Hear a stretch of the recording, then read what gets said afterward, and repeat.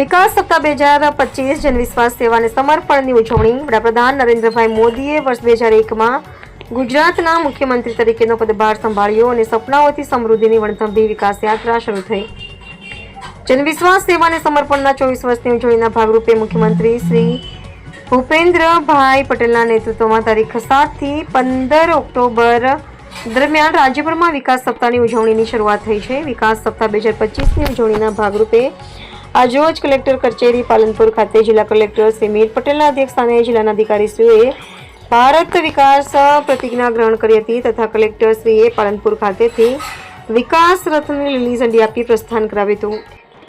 આ પ્રસંગે સૌએ સંકલ્પ કર્યો કે તેઓ સ્વનો વિચાર કરતા પહેલા સૌનો વિચાર કરશે અને દેશના તમામ સંસાધનોને યોગ્ય રીતે ઉપયોગ કરીને દેશના સર્વાંગી અને સમાવેશી વિકાસ માટે વિરત કાર્યરત રહેશે.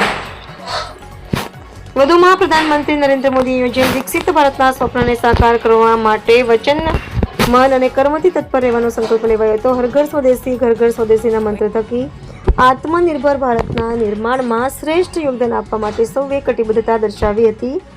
આ વિકાસ રથ 7 થી 5 ઓક્ટોબર દરમિયાન બનાસકાંઠા જિલ્લાના અલગ અલગ ગામોમાં ભ્રમણ કરશે, જેમાં લોકોને સરકારશ્રી દ્વારા કરાયેલ વિકાસના કાર્યોની ઝાંખી દર્શાવાશે. આ કાર્યક્રમમાં કલેક્ટરશ્રી ઉપરાંત જિલ્લા વિકાસ અધિકારી એમ.જી. દવે સહિતના ઉચ્ચ અધિકારીઓ ઉપસ્થિત રહ્યા હતા.